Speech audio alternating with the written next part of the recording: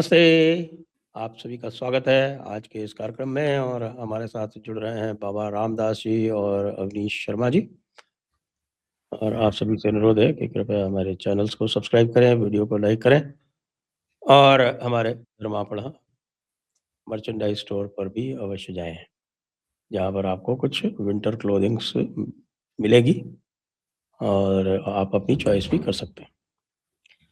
आरंभ करते हैं, आज का जो नया एंटरटेनमेंट पैकेज आया है, राहुल गांधी की स्पीच आई है जर्मनी से, बाबा रामदास जी। तो आपका क्या विचार है? कैसी लगी आपको?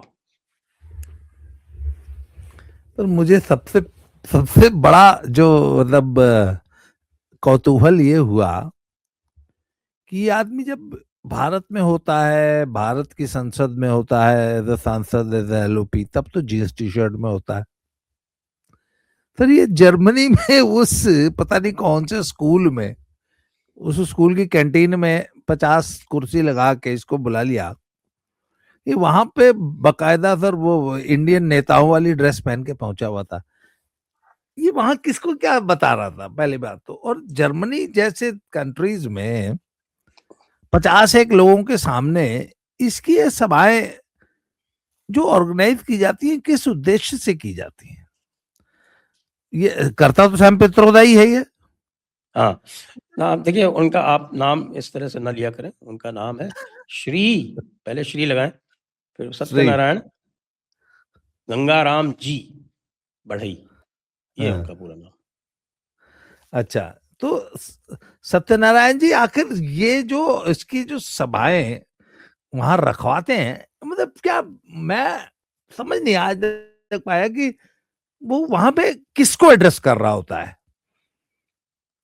मेरा एक ऑर्गेनाइज। इसमें एक एक्सप्लेनेशन है, अब आप लोग उस पर विचार करें। मेरा ये एक्सप्लेनेशन है कि साहब कि जो बंदा फंडिंग कर रहा है ना, उसको बताना होता है कि हम कुछ कर रहे हैं।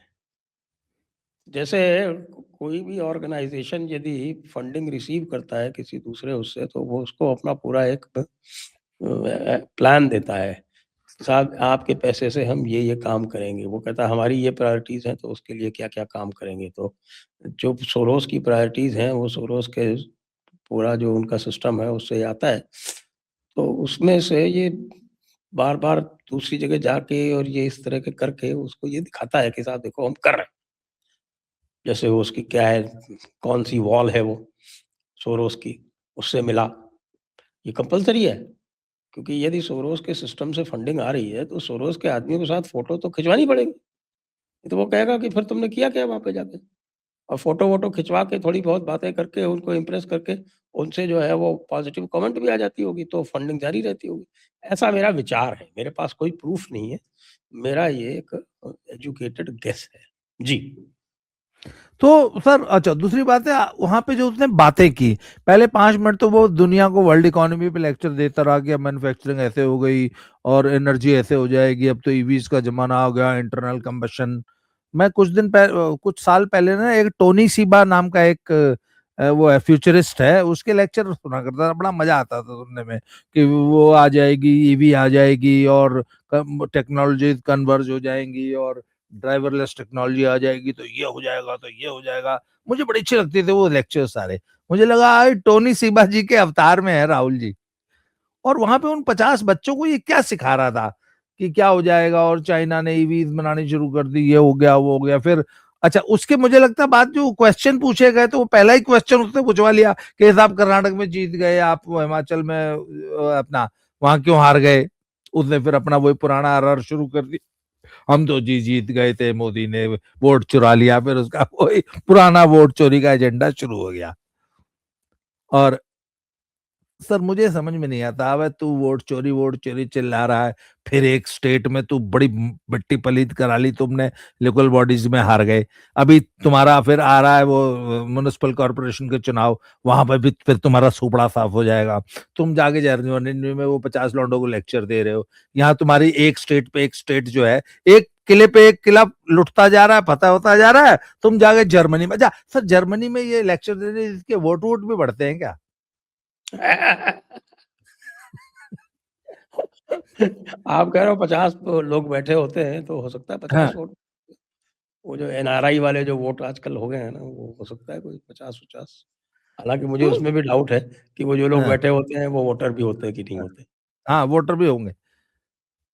तो सर ये वोटर आदमी भी होंगे। अच्छा, और इसकी पार्टी में मैंने अच्छा सर मैंने वो जो वीडियो देखी उसके नीचे कमेंट्स देखे, तो अरे साहब वर्ल्ड लीडर तो राहुल जी है साहब, राहुल जी देश को आगे बढ़ा सकते हैं, तो राहुल जी कांग्रेस का। सर, किस मृग मरीचिका में जी रहे हैं इसके समर्थक? अच्छा, इसके समर्थक इसको बताते भी नहीं कि भाई तू कुछ काम का काम कर ले, दिल्ली में आके कुछ कर ले, भारत में कुछ कर ले, एक पे एक स्टेट हारते जा रहे हो। अभी बंगाल में साले तुम्हारी तुम अगर तुम वहां बंगाल में तो अकेले ही लड़ना होगा, जमानत जब्ती का रिकॉर्ड बनने जा रहा है तुम्हारा बंगाल में। भाई बंगाल में कुछ कर ले, 10-20 वोट बंगाल में बढ़ जाए।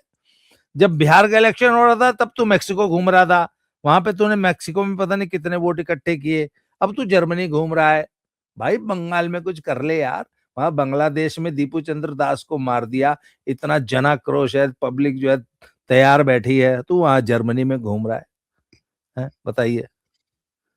और अवनीश जी, एक बात है, मैं वो अवनीश भाई की बात से कहता हूँ कि सर मोदी जी वाकई इतने भाग्यशाली हैं।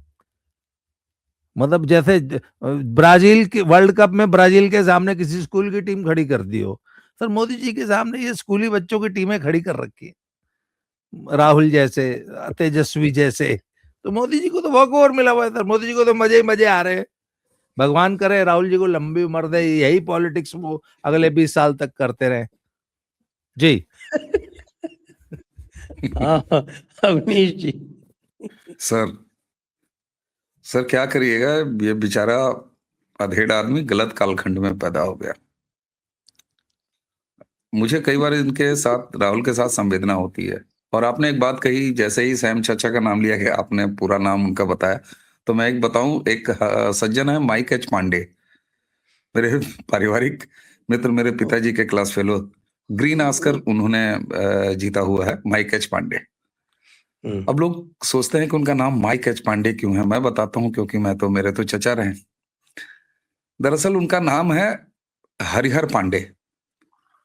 तो जब वो ब्रिटेन गए तो वहां पर उन्होंने माइक पूरा उठाया, लगाया, और अपने हरिहर को किया एच और पांडे को रहने दिया पांडे, तो माइक एच पांडे।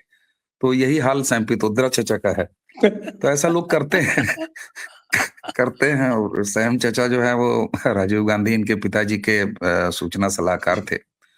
वीर बहादुर सिंह की कैसे जीवन लीला उन्होंने समाप्त कराई पेरिस समिट के दौरान, ये भी सबको पता है। एक मिनिस्टर को ऑक्सीजन का सिलेंडर नहीं मिला अस्पताल में, पेरिस के अस्पताल में, वो भी। सर राहुल गांधी के साथ आपने जो एक बात कही ना कि दरअसल जब आप बयाना ले लेते हैं, सट्टा ले लेते हैं, तो भले बारात न उठे, लेकिन फिर बैंड वाले जाके पू पा करके पैसा लेके चले आते हैं। शहनाई वाले भी इसी तरह सर जाते हैं। और मान लीजिए भाई, अब आपने पूरी बारात साज ली है भाई, ये तो पैदा होते ही प्राइम मिनिस्टर बनना था इनको, जैसे ही बालिग होते वैसे प्राइम मिनिस्टर बन जाते। तो अब इनके दरवाजे पे घोड़ी, शहनाई, बैंड बाजा, हलवाई वगैरह सब है। आप देखिए कांग्रेस के पूरे का जो तौर तरीके हैं उनमें कोई बदलाव आया है? चुनाव पर चुनाव हारते जा रहे हैं, 95 चुनाव हो गया सर। लेकिन एक आपकी बात कि दरअसल जब बयाना ले लिया होता है तो एक तो काम ये कर रहे हैं हलवाई की तरह, और इसकी तरह उसकी तरह जाके ये पोंपा बजा के आते हैं, क्योंकि विदेशी फंडर्स हैं। दूसरा सर, एक बड़ा प्रसिद्ध जुमला है कि साहब देखिए, न्याय होना ही नहीं चाहिए, न्याय होता हुआ दिखना चाहिए। इनके केस में है सर, मजाक होना ही नहीं चाहिए, मजाक होता हुआ दिखना चाहिए। तो राहुल राहुल गांधी पूरे मनोयोग से, और अब मैं एक गंभीर बात कह रहा हूं, दरअसल ये मानसिक बीमार व्यक्ति है। और सैम पित्रोदा अंकल जो कि पारिवारिक मित्र हैं, उनका खुद का परिवार, इनकी माताजी, दरअसल इस बच्चे को जानबूझ के ये इसके मनोरोग का इलाज करते हैं, संतुष्ट करते हैं इसको कि नहीं नहीं बेटा, तुम पीएम मटेरियल हो, बस 2 दिन और रुक जाओ, नरेंद्र मोदी हट जाएंगे और उसके बाद तुम प्रधानमंत्री बन जाओगे। इसीलिए वो कपड़ों का शौक, यहाँ तो टी शर्ट में घूमते हैं। बाबा जी ने कहा कि वहां पर बिल्कुल ऐसे लग रहा था कि जैसे कोई मैच्योर्ड नेता, मतलब कपड़े से तो मैच्योर्ड नेता। मनोरोग का इलाज। एक बात और है, हम्म, यहाँ पे कहते हैं कि भाई सर्दी आपको इसलिए लगती है कि आप सर्दी से डरते हो। और इसलिए वो यहाँ पर तो वो टी-शर्ट में घूमते हैं, हाफ स्लीव में। लेकिन वहाँ पे जाते नहीं ही उन्होंने ना केवल स्वेटर पहन लिया, स्वेटर के ऊपर बड़ी वाली जैकेट भी पहन ली, ओवरकोट भी पहन लिया। जर्मनी जाते ही सर्दी से उनको डर लगने लगा। सर, वो होता क्या है ना, परिवार की बात भी माननी पड़ती है, अगर परिवार आसपास हो तो। मान लीजिए बच्चे माँ बाप की बात नहीं मानते कई बार, लेकिन आप जनानी अगर कह दे ना वेरोनिका की कि तरफ तो इशारा नहीं कर रहे हैं कहीं? अब सर, इशारा तो अपने आप हो जाता है। मैं मतलब आप ये सोचे ना कि जब बाल बच्चे आसपास हों और हुँ, खास तौर से जनानियां आसपास होती हैं, तो फिर तो आदमी तो सलीके से निकलता है। तो वहां माँ माँ के नजदीक मान लीजिए टी शर्ट पहन के चले जाते हैं। सर, सवाल ये है कि एक बार फिर कहूंगा, बड़े कठिन समय में इन लोगों का राजनीतिक जीवन चल रहा है, चाहे ये जितने नेपोक्रेट्स हैं, इनको नहीं पता, और ये इनका दुर्भाग्य या प्रारब्ध जो भी कह लीजिए, लेकिन इनके बेहद कठिन समय में इनका राजनीतिक जीवन चल रहा है, और ये इसी तरह समाप्त हो जाएगा, क्योंकि ये भारत को समझ नहीं पा रहे सर। और दूसरा, अगर समझ भी पा रहे हैं, तो इनकी मजबूरी है, इन्हें अपने मास्टर्स की स्टाइल में भारत में राजनीति करना पड़ रहा है, करते हुए दिखाना पड़ रहा है। आपकी बात भी सही है। कुल मिला के राहुल गांधी एक केस स्टडी है सर, खैर है ही है, लेकिन बेहतर यह है कि 14 से देश इन लोगों को कायदे से स्टडी कर रहा है। जी। जी। और आज तो साहब पूरे भारत में बांग्लादेश में हिंदुओं के अत्याचार के विरुद्ध आंदोलन चल रहा है। बहुत दिनों बाद वीएचपी कुछ एक्टिव दिखी है। बाबा जी क्या कहेंगे? सर, मैं हिंदुओं ने क्या आक्रोश व्यक्त किया, मैं इस पे ध्यान भी नहीं देना चाहता हूं। मैं इस कांग्रेसी इकोसिस्टम से एक सवाल पूछना चाहता हूं। बटला हाउस के एनकाउंटर में उन आतंकवादियों की लाशें देख के सोनिया गांधी रो पड़ी थी। वो तो मैं रोना ही था साहब। अपने घर के लोगों का तो दर्द ज्यादा ही होता है ना। मैं ये पूछना चाहता हूं कि दीपू चंद्र दास की अंतिम वीडियो देख के सोनिया गांधी को रोना आया कि नहीं आया? दीपू चंद्र दास क्या होता है? आदमी या तो जब तक अब्राहमी धर्म का नहीं हो तब तो वो इंसान ही नहीं है। आपको पता है कुरान में क्या लिखा हुआ है? कुरान के 98 चैप्टर 98 आयत नंबर 6 कहती है कि भाई बाकी सब तो कीड़े मकोड़े हैं, बिल्कुल कीड़े मकोड़ों से भी गिरे हुए हैं। तो ये कीड़े मकोड़ों के बारे में क्या सोचना? नहीं सर, वो लोग जो कि नीतीश चचा ने नकाब खींच दिया तो पूरी उम्मत हिल गई थी। वैसे लोग नीतीश जी का, मैं तो नीतीश जी के पूरे समर्थन में हूँ। नीतीश बाबू ने बहुत अच्छा काम नहीं, किया। जब वो एक निरीह दलित हिंदू निर्दोष, जब वो अपने उस मतलब बांग्लादेश पुलिस के सिपाहियों से घिरा हुआ जब वो पैदल चलते हुए जा रहा है, जिसके बाद उस आतताई भीड़ को उसको सौंप दिया गया, वो अंतिम उसकी वो यात्रा, वो अपनी शायद पता नहीं माँ से या किससे फोन पे बात कर रहा है, या थाने में बैठ के जब वो अपनी सफाई दे रहा है कि नहीं मैंने तो कुछ कहा ही नहीं था, मैंने तो सिर्फ इतना कहा था कि ईश्वर एक है, नाम अलग अलग है। सर ये बताइए, ये ईश्वर उस एक है नाम अलग अलग है, ये बात जो है ये गुस्ताखी हो गई। और हमारे यहाँ लोग क्या डिबेट कर रहे हैं कि जी साहब अल्लाह और जी ईश्वर एक ही नाम है। ईश्वर जो है वो अल्लाह का ट्रांसलेशन है। जी। सोचिए। तो वहां पे मैं पूछना चाहूंगा इस पूरे इकोसिस्टम से कि जब उस लड़के को मतलब कितनी निर्दयता से पूरी दुनिया देख रही थी, पूरी दुनिया वीडियो बना रही थी, और जब मारा जा रहा था तब ये आरजे साइमा जैसे लोग जो जिहाद को मतलब कवर फायर देते हैं, जिहाद को मतलब एक तरह से बचाव करते हैं इन जिहादियों का, इनको आक्रोश हुआ कि नहीं हुआ? ठीक है, हिंदू जनता को तो आक्रोश होगा, है। हमने बांग्लादेश के हाई कमीशन पे आज प्रदर्शन कर दिया, हिंदू सड़कों पे उतर आया, या कुछ कुछ राजनीतिक दलों ने, कुछ नेताओं ने कुछ लोगों को सड़कों पे उतार के एक टोकन प्रदर्शन किया। हिंदुओं के मन में जो आग जल रही है वो तो दिखाई देगी सर, सचमुच जल रही है।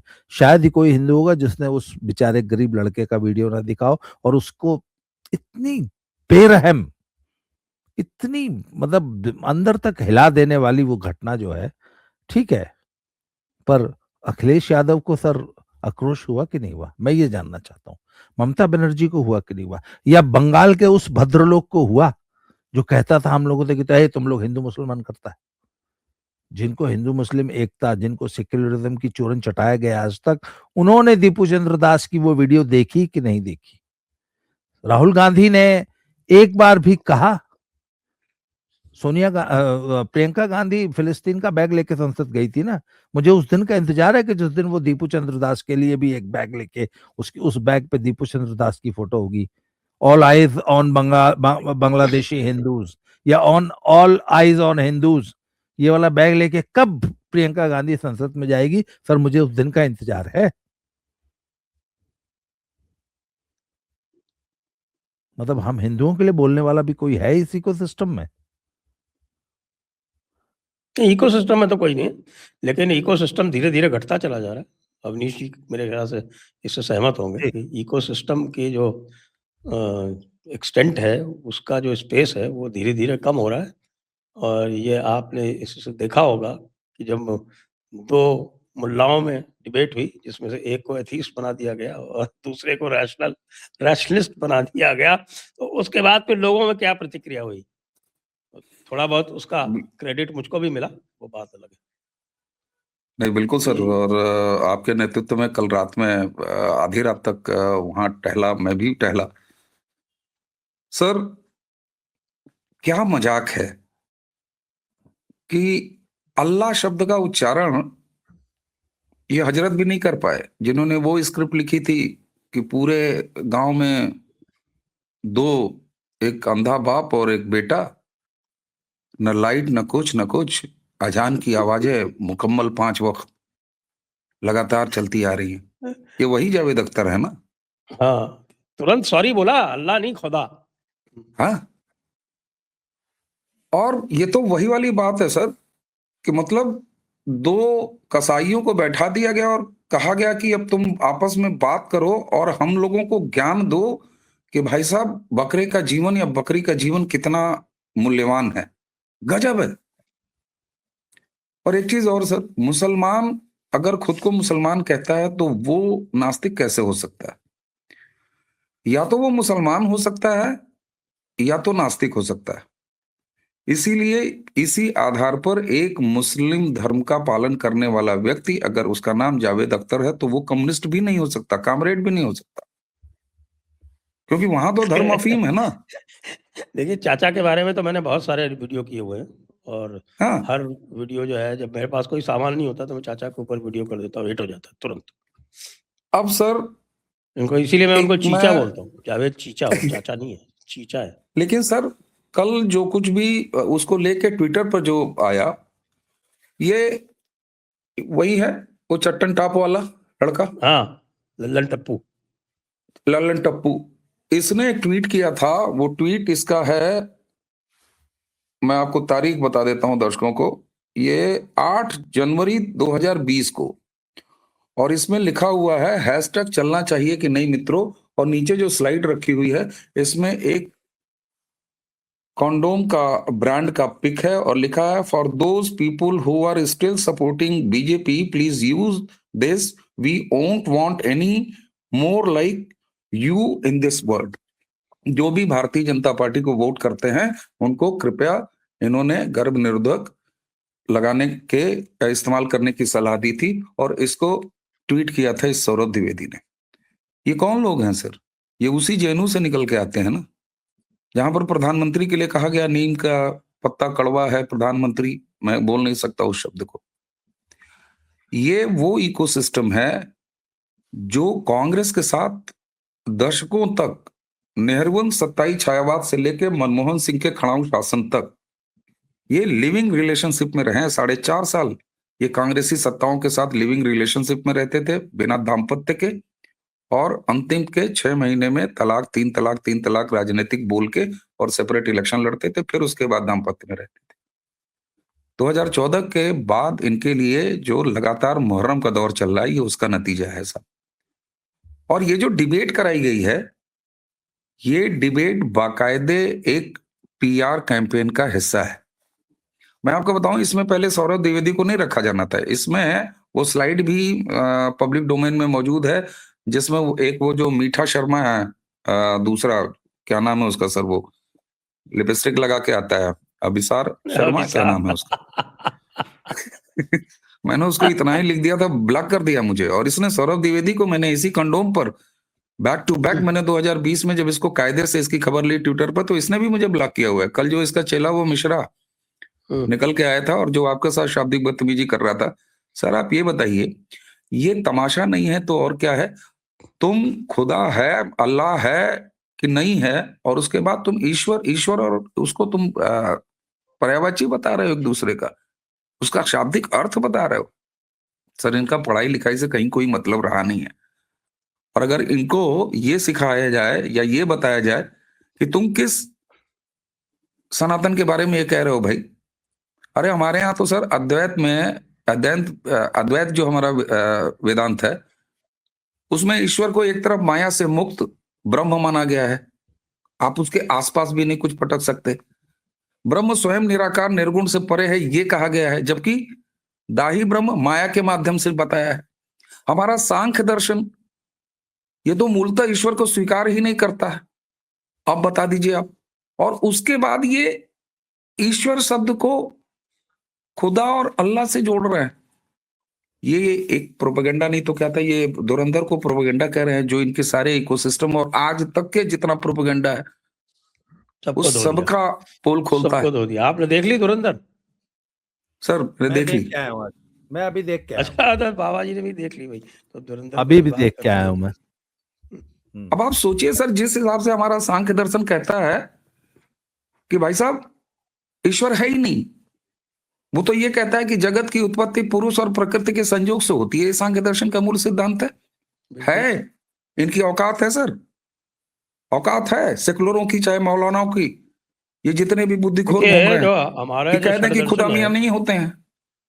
हमारे जो षड दर्शन है, उस षड दर्शन में आप यदि पूर्व मीमांसा और उत्तर मीमांसा को छोड़ दे तो न्याय, वैशेषिक, सांख्य और योग, ये चारों के चारों जो हैं तो वेद को प्रमाण अवश्य मानते हैं, लेकिन वो कोई ईश्वर से संदर्भित नहीं है। बहुत सारे लोग जो हैं वो कहते हैं कि ये चारों जो हैं ये इसेंशियली, जिसको थेइस्टिक बोलते हैं, एक्चुअली नास्तिक और एथीस्ट में भी अंतर होता है हाँ बिल्कुल, कि साहब कि ये चारों जो है ये एथीस्टिक है विचारधाराएं। उपनिषद को भी कई लोग जो है कहते हैं कि साहब कि एथीस्टिक है ये। तो तो हमारे यहाँ ऐसे इतना में ये बिना कुछ समझे, बिना भारतीय परंपरा को समझे, अभी मैं देख रहा हूँ लोग कह रहे हैं कि भैया डिबेट में अगर आपको करानी थी तो किसी हिंदू विद्वान को लाते ना, मैं कहता हूँ किसी बौद्ध को बैठा लेते, किसी किसी जैन को भी विद्वान को बैठा बैठा लेते। लेते। ये मोमिन को बैठाने की क्या जरूरत थी? और मोमिन बैठा बैठा बकवास कर रहा है फालतू की, और उसकी हिम्मत नहीं हो रही कि वो अल्लाह का नाम ले ले, खुदा खुदा कर रहा है, और अल्लाह का नाम आ गया तो सॉरी सॉरी बोल रहे हैं। ये प्रायोजित पीआर का प्रोपेगेंडा था सर, जिसमें इस्लाम पर भी, अल्लाह मियां के अस्तित्व पर बात हो सकती है, लेकिन औकात ईश्वर लिखने से ज्यादा की नहीं है। अल्लाह लिख नहीं सकते, बोल नहीं सकते। तो ये एक बड़ी भौंडी कोशिश थी। अब इन लोगों को क्या क्या बताया जाए सर? भाई पतंजलि के हमारे योग सूत्रों में तो ईश्वर को विशेष पुरुष कहा गया है, चलो अब बताओ दो। बोला कि भैया वो ना उसका जन्म हो सकता है, ना उसकी मृत्यु हो सकती है, ना वो कुछ करता है। अब तुम कह दो कि ये कौन सा दर्शन है भाई? भक्ति आंदोलन में आप देखिए, ईश्वर को बिल्कुल आम आदमी बना दिया। उन्होंने कहा कि भाई इनका सबको ये प्रिय हैं, ये सबको प्यार करते हैं, सर्वसुलभ हैं, करुणामय हैं। और यही भक्ति का आंदोलन, भक्ति काल का जो आंदोलन है, उसी के सापेक्ष मुगल उसी समय के हैं ना सर, उनके यहाँ आप क्रूरता देख लीजिए। तो हमने और सनातन ने तो समय समय के साथ अपने आप को अलग अलग तरीके से परिभाषित किया है। ये एक बहुत भद्दी कोशिश थी, जिसमें ये इस्लाम के नाम पर हम लोग प्रोग्रेसिव तरीके से भी बात कर सकते हैं, और बैठा लिया दो खतना वालों को। गजब है सर। तो ये इसीलिए वो चिढ़ गया, इसीलिए वो शाब्दिक बदतमीजी सर इनके संस्कार में है। ये अपने आप को जर्नलिस्ट कहते हैं, ये अपने आप को नैरेटिव बिल्डर कहते हैं, क्रिएटर्स कहते हैं। और उसके बाद आप देखिए 2020 का ट्वीट, इतना राजनीतिक विद्वेष और इतना भोला मजाक कि कंडोम का। इसीलिए मैंने कल उसको लिखा और अभी तक पलट के आया नहीं। सौरभ द्विवेदी ने उसी बात पर मुझे ब्लॉक किया। और ये लड़का मिश्रा जो चवन्नी छाप है, अभी हमारे एक मित्र हैं व्यालोक, उनका ये जूनियर रहा है। अच्छा, वो लगातार अपनी वॉल, हाँ जी, अपनी वॉल पे लगातार उसको लिख रहे हैं वहां आके, नहीं आप हमारे सीनियर हैं, रहने दीजिए ये वो। मैंने फिर वो उसको सुबह अभी पे पोस्ट पे मैंने उसको रखे था। सर ये फंडेड लोग, जिस तरह से राहुल गांधी की मजबूरी थी वही मजबूरी ये थी। अभिसार से को क्यों रिप्लेस किया? वो तो स्लाइड भी है, अभिसार ने खुद प्रचारित किया था। उसको लगा कि बड़ा स्टेज मिल गया, बड़ा मजा आएगा, बड़ा टीआरपी। वो तो मोदी को 5 वक्त नमाज की तरह जो है गरिया के तो अपनी व्यूअरशिप जुटाता है, ये पूरा मंडली जो है। तो अभिसार को ये कि थोड़ा सा ये सस्तापन हो जाएगा, तो लाओ एक श्रूड और मक्कार सौरभ द्विवेदी को लेके आओ, जो थोड़ा दूसरा वाला ताना बाना, अंदर वही लाल चड्डी। तो ये एक भौंडा तरीका था। और इस तरीकों से सर मैं एक अवनीश भाई आप कंटिन्यू कीजिएगा, मैं एक हाँ। याद दिला दूं।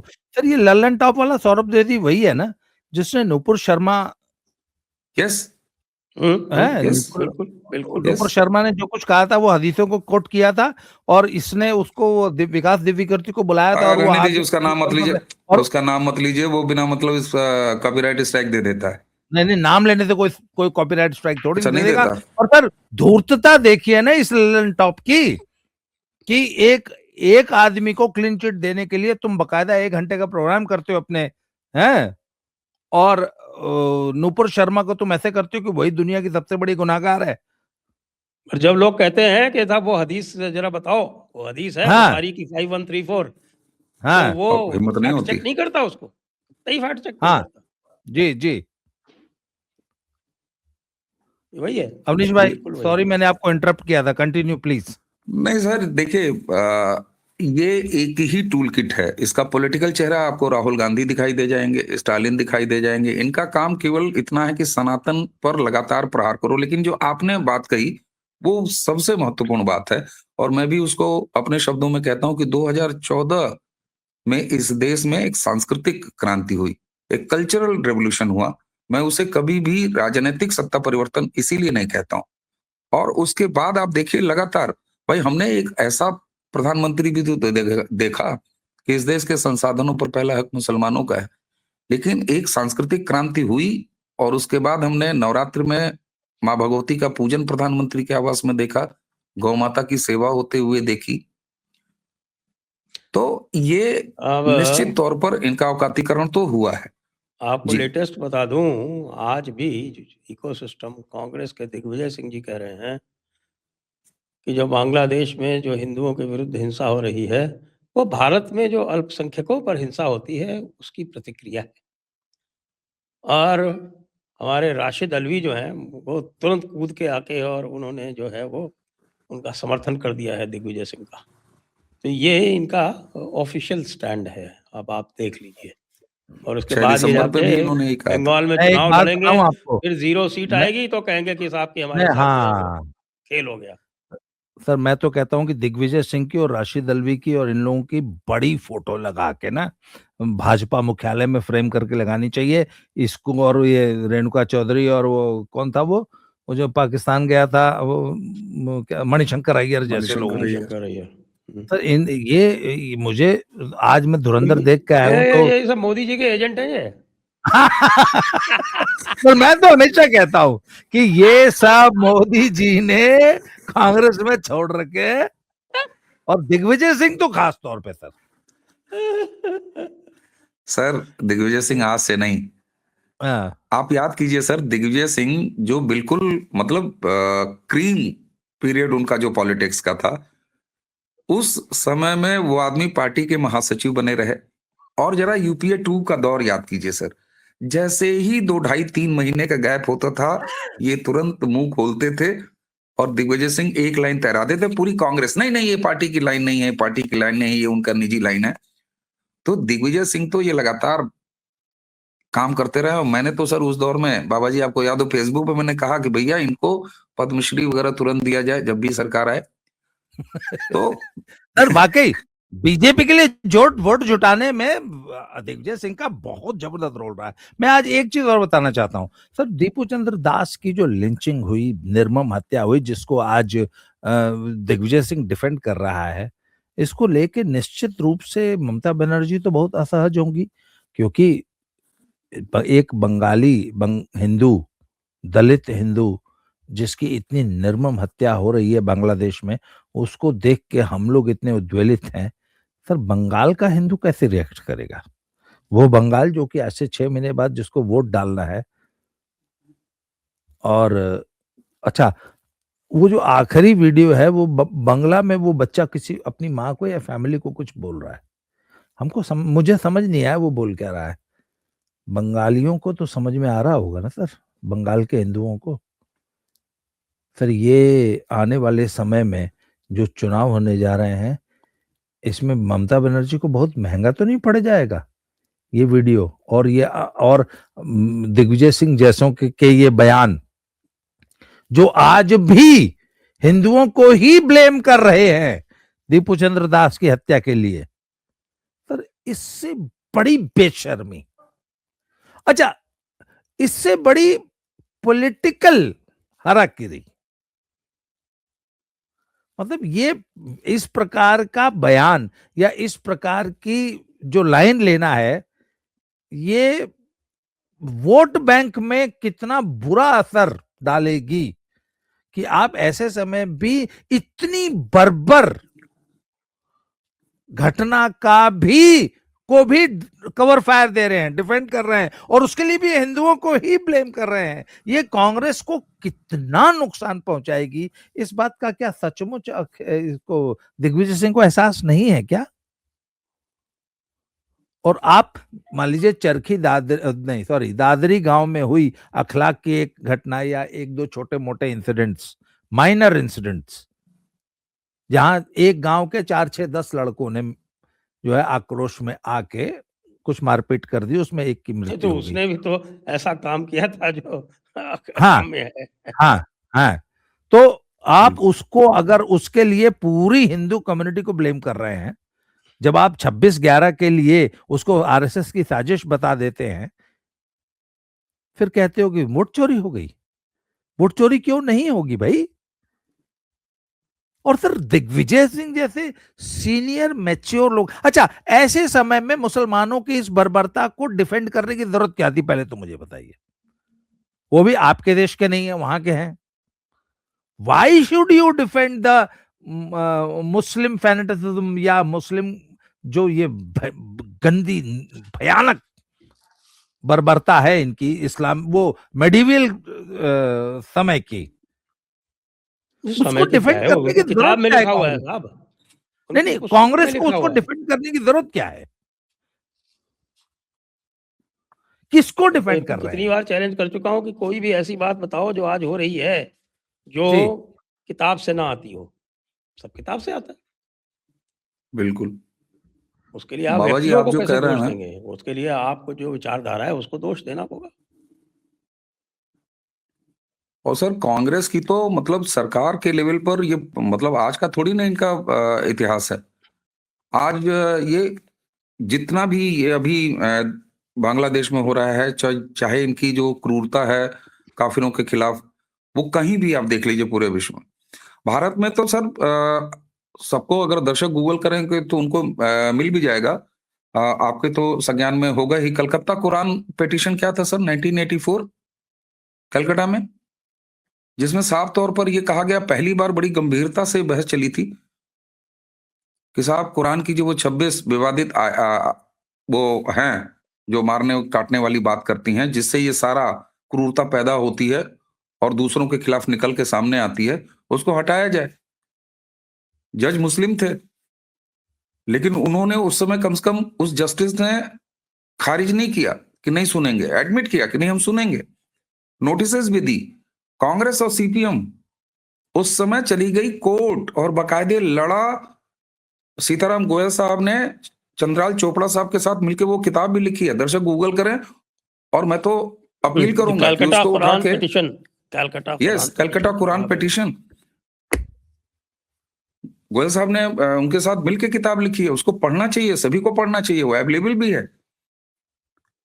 और बिल्कुल available उसके है। बाद आप देखिए तो ये वसीम जो है, फ्री जी। डाउनलोड भी अवेलेबल है उसका। अच्छा, ये मेरे जानकारी में नहीं है सर, फ्री डाउनलोड तो सबको पढ़ना चाहिए। उसके बाद जब ये वसीम त्यागी जो अभी ये कन्वर्ट हुए थे, उसके बाद फिर वापस चले गए, जब इन्होंने किया तो उस नहीं, समय वापस तो नहीं है, आप अभी भी नहीं, त्यागी लिख वापस रहे नहीं हैं। हाँ, गए। अभी भी है, नहीं, मतलब नहीं, वापस नहीं गए।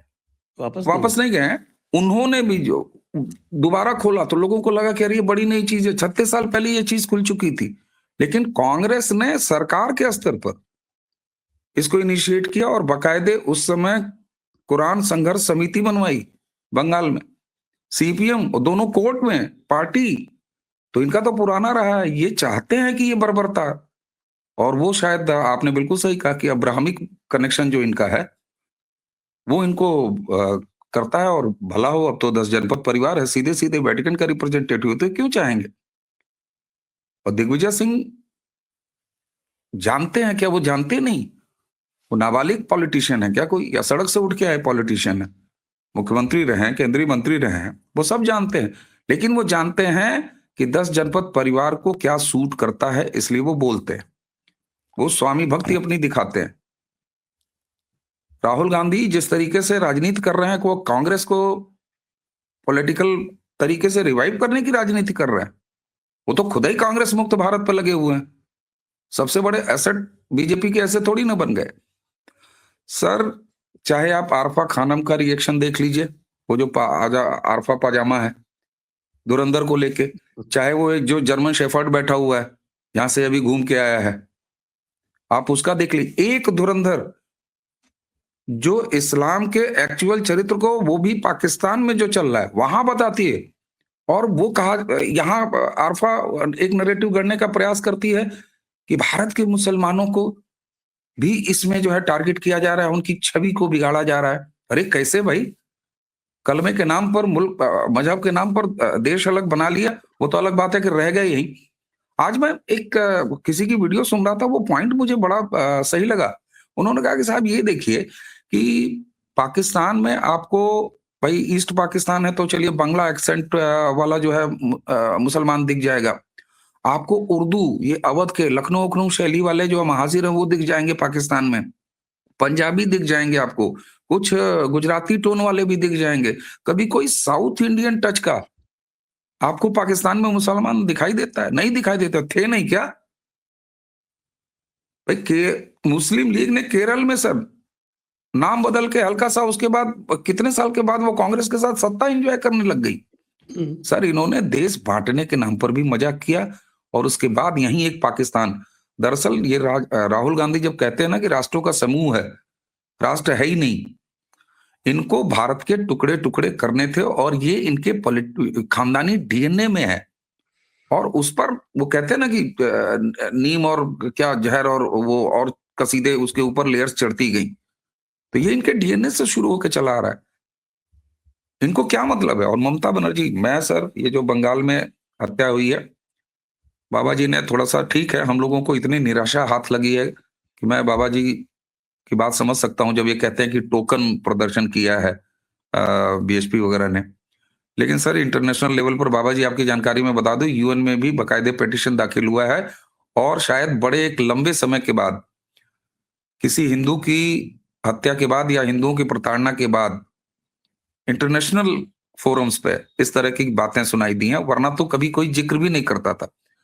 जी, आप कुछ कह रहे हैं। सर एक मिनट, मैंने सुना है, मैं ज्यादा तो नहीं जानता हूँ पर इजराइल का पूरी दुनिया के ज्यूज को एकदम खुला न्योता होता है कि कहीं भी दुनिया के किसी भी कोने में रहते हो, अगर इजराइल आना चाहते हो, इजराइल की नागरिकता लेना चाहते हो तो स्वागत है।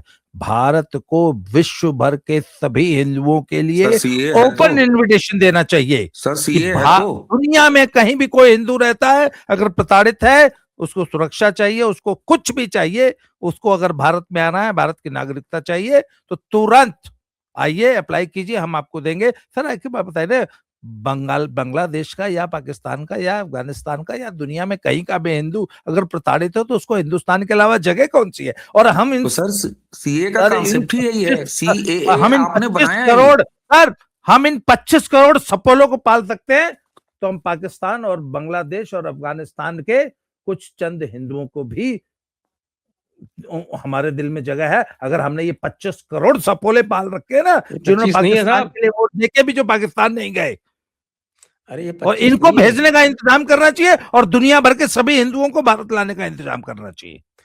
जी एक मैं आप लोगों से निवेदन करूंगा कि ये जो अपना जो फैलाते हैं कि नहीं, ये मैंने तो 25 सुधार लिया, 25 मैंने है, सुधार लिया, ये 10 हाँ, 12 तो करोड़ ही उसको है। कृपया सुधार लें। ये हमेशा बढ़ा के बताते हैं, ये सारा बढ़ा का के सारा बताते हैं। एसआईआर से स्पष्ट हो गया है और जो मैं बात कहा करता हूँ वो सिद्ध हो गई।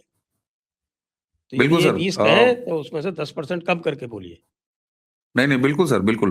वो तो साफ दिखाई भी दे रहा है एसआईआर, बिल्कुल अच्छा, सही थोड़ा आप सा कह रहे अब हैं। विषय परिवर्तन करेंगे, विषयांतर करते हैं और हम ये जानना चाहते हैं कि साहब ये उत्तर प्रदेश का ये कोडीन कांड क्या है? इसको मैं सर 2 मिनट में समझा देता हूँ, 2 मिनट में। हाँ, समझा दें। और सर 1.5 मिनट में मुझे मौका दीजिएगा। एक खांसी की दवा है जो कि 1 चम्मच पी जाती है तो खांसी ठीक करती है, 1 चम्मच पीने पे भी हल्की सी नींद आती है, क्योंकि उसमें एक ओपीएम का डेरिवेटिव है जिसे कोडीन कहते हैं। उसको पूरी बोतल पी लो तो नशा कर देती है। नशेड़ी साले 1 नंबर के होते हैं, उनको तो अगर उनको बता दो कि छिपकली की पूंछ में नशा है तो छिपकलियां धरती से लुप्त हो जाएंगी। तो इन्होंने फिर कोडीन पीना शुरू कर दिया। जब कोडीन वो कफ सिरप पीना शुरू कर दिया तो केमिस्ट को लगा यार ये तो बड़ी सही चीज है, तो उसने सबसे पहले दाम बढ़ाए, काला बाजारी शुरू की, फिर डिमांड बढ़ाई। जब डिमांड बढ़ाई तो कंपनी तक डिमांड वो पहुंची, उन्होंने कहा भाई इतनी काय बिक रही है, तो कंपनी ने कहा अच्छा बेटा नशे में प्रयुक्त हो रही है। तो सर कंपनी से लेके और नीचे तक एक नेटवर्क नेक्सस तैयार हुआ, जहां एक ट्रक कोडीन का सिरप लगता था वहां 10 ट्रक लगने लग गया। तो जब और जो 80 रुपए की वायल होती थी वो 150, 200, 250 की बिकने लग गई। तो सर सुपर स्टॉकिस्ट के बाद 700 लाइसेंस दिए गए दवा बेचने वाले, वो सब सपा की सरकार में दिए गए। वो तो जब वो छत्तीसगढ़ और वो वाले जब बच्चे मरे तो पता नहीं कहां से एक ट्रक जा रहा था, उसकी जब तलाशी हुई तो ऊपर भरी थी लेज की चिप्स, उसके नीचे खंगाला तो सब कोडीन वाला सिरप भरा हुआ था। उसने बोला ये क्या चक्कर है, 1.5 साल पुरानी बात है ये।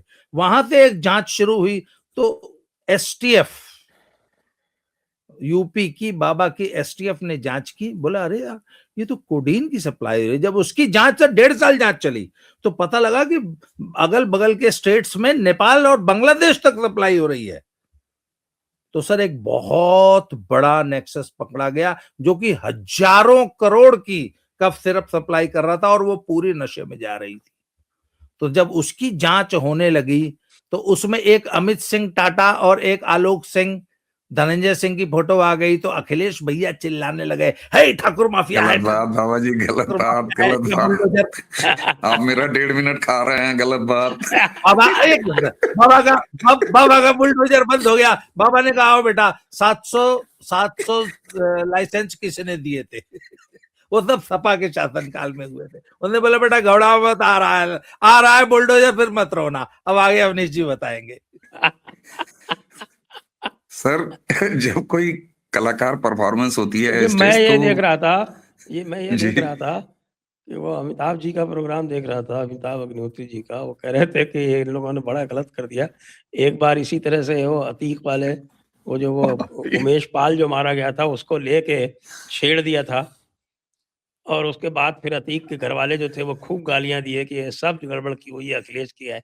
और अब इसी तरह से ये कोडीन वाले जितने भी हैं सपाई, वो कह रहे हैं कि ये क्या, ये अखिलेश बाबू जो है वो अब उड़ता तीर ले लेते हैं, वो हमें मरवा देते हैं।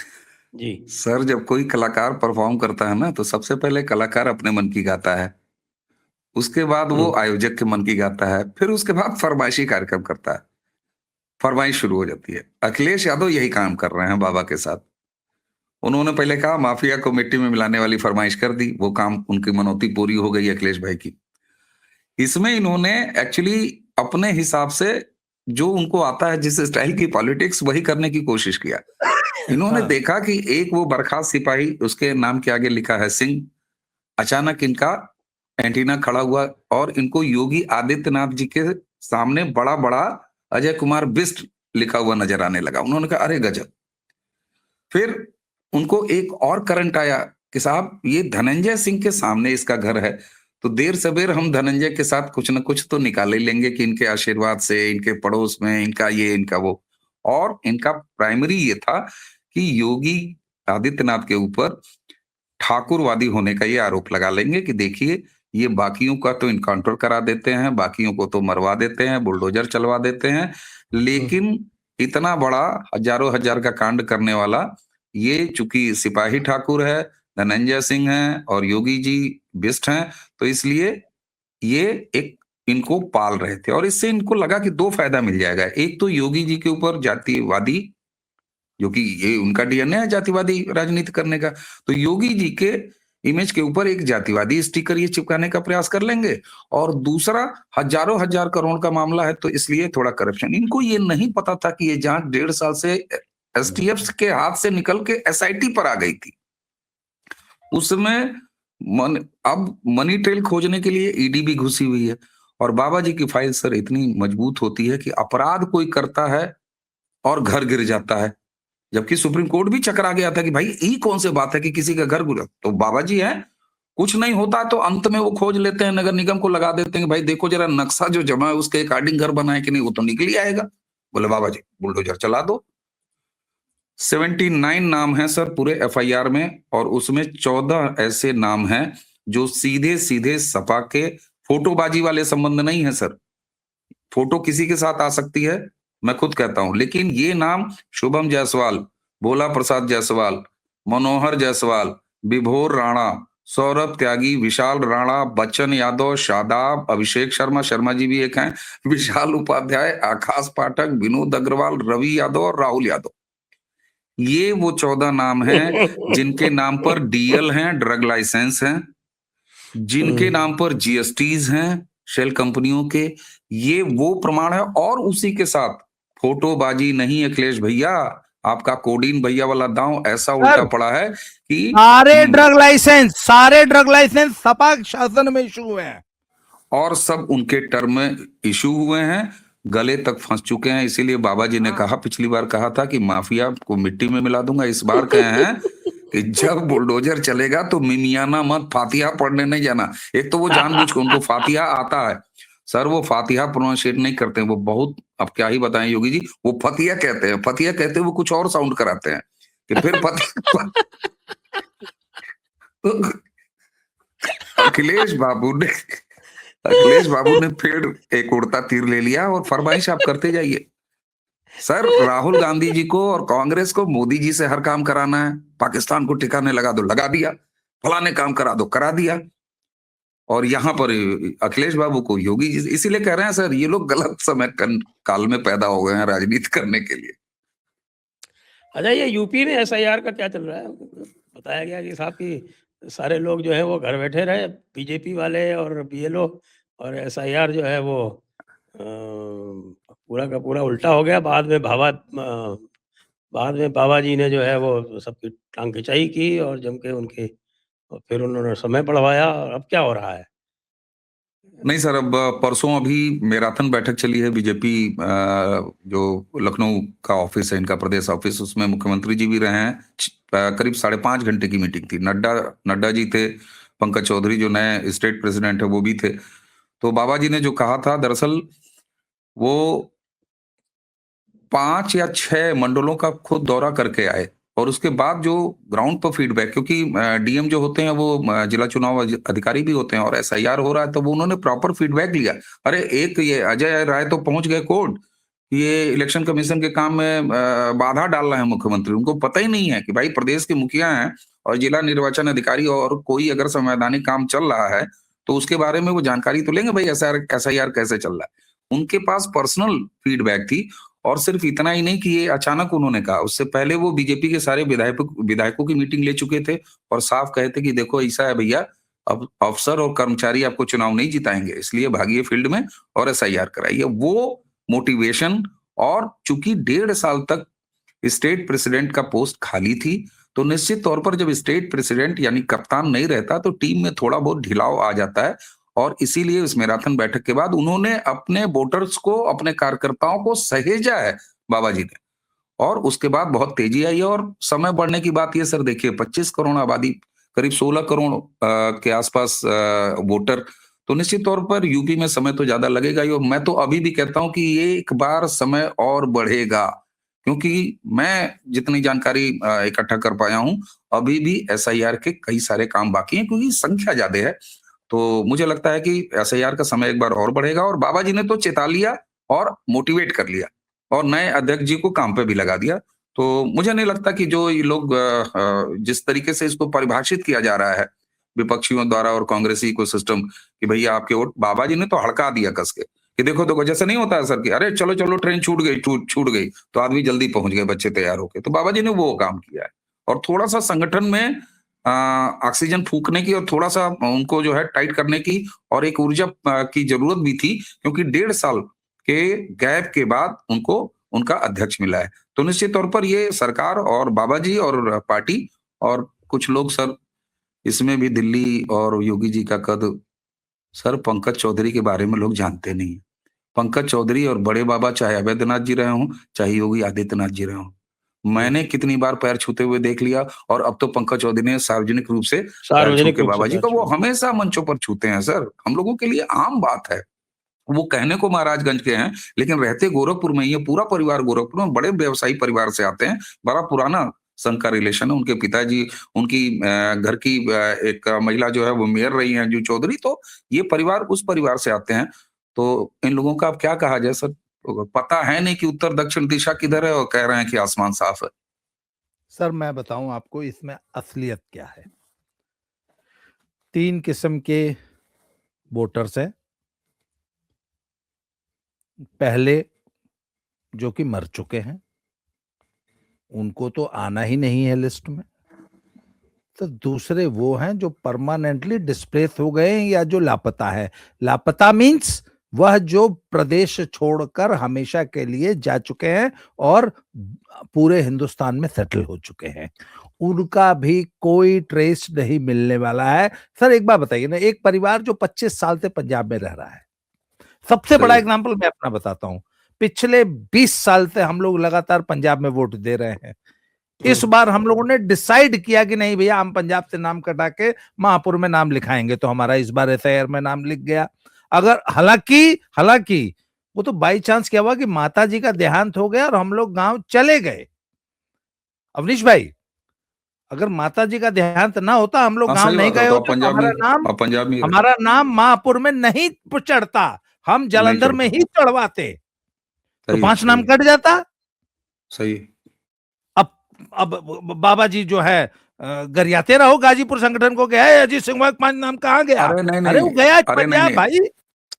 एक बात और है, एक पॉइंट और लीजिए, इसमें ऐसा भी है कि जो दूसरे प्रांतों के लोग, जैसे दिल्ली, एनसीआर, गाजियाबाद, ये गौतम बुद्ध नगर वगैरह में आके नौकरी करते हैं, वहां है एक बड़ी संख्या, वो नहीं चाहते कि वो यूपी के वोटर बने, वो अपने मूल प्रदेशों में, तो बड़े बड़े अपार्टमेंट्स, और खासतौर से गौतम बुद्ध नगर, गाजियाबाद और ये जो एनसीआर वाला इलाका है, उस इलाकों में बहुत से लोग, क्योंकि अब लोगों को लगने लगा है कि ये इंपॉर्टेंट काम है कि वोटर लिस्ट में हमारा नाम हो, तो वो चाहते हैं कि हमारे मूल प्रदेश में, जो जहां से हम आते हैं, तो ये भी एक बड़ी संख्या है। तो ये कुल मिला के देखिए, ज्यादातर तो बताइए ना, पिछले 50 सालों से यूपी से पलायन हो रहा है।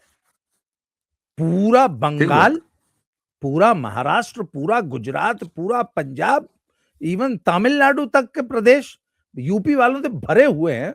तो वो लोग पहले से रिपीटेशन बहुत था ना, इधर भी नाम उधर भी नाम। अरे अब तक तो क्या था कि दोनों जगह नाम चलता था, पंजाब में भी चल रहा है, यूपी में भी चल रहा है। अब जब एक जगह से नाम कटना है, तो निश्चित रूप से यूपी से एक बहुत बड़ी संख्या है जो कि अन्य राज्यों में बसी है। सर मेरा ईमानदारी से स्वीकार कर रहा हूं, हमारे गांव की जो चिल्लूपार विधानसभा है, वहां भी था नाम, और यहाँ भी गोरखपुर में भी नाम था, तो निश्चित तौर पर हमारा अब यहाँ एसआईआर होगा, वहां से हट जाएगा। तो ऐसे 1 करोड़ नाम तो सर स्वाभाविक हैं, कहाँ से पूरे हो जाएंगे वो नाम बताइए। लेकिन नहीं, एक नहीं, बात नहीं, और मैंने भी है डिसाइड साहब, किया कि मैंने उत्तर डिसाइड किया प्रदेश मैं का तो पंजाब से कटा के यूपी में आऊंगा। हर आदमी नहीं कर बाबा रहा। जी, जी देखिए उत्तर प्रदेश का तो बाबा ने संभाल लिया, लेकिन बंगाल में भी एसआईआर में जो आरंभ में जो लोगों को अपेक्षाएं थी वो नहीं हुई। ममता ने सारा मामला मैनेज कर लिया है। वहां तो सर सर अभी हिंदी भाषी अभी इलाके अभी जो है वहां से ठीक ठाक नाम कटे हैं टॉप 10 में। मुस्लिम बहुल अभी इलाके टॉप 10 में है ही नहीं है। लेकिन सर एक चीज है, अभी ये जो 1,90,00,000 वाला खेला आया है ना सर, जिसमें 5 साल के अम्मी हैं, 5 साल के अब्बू हैं और 40 साल के दादा हैं, तो ये नहीं मिलने वाले सर। उसमें भी समस्याएं हैं। अभी clarity sir I think election commission की तरफ से नहीं आई आई है। Think it's too early. I think it's too early. अभी उन हाँ, नामों की अभी जरा स्क्रूटनी हो जाने दीजिए। Yes, yes. तो आइए आज एक की करोड़ चर्चा नब्बे को लाख हम यहीं मैनेज। पर विराम देते हैं। सभी दर्शकों को बहुत बहुत धन्यवाद, और बाबा रामदास जी को, अवनीश जी को भी बहुत बहुत धन्यवाद। जय हिंद, जय भारत, वंदे मातरम। प्रणाम सर। जय जय श्री राम। प्रणाम सर।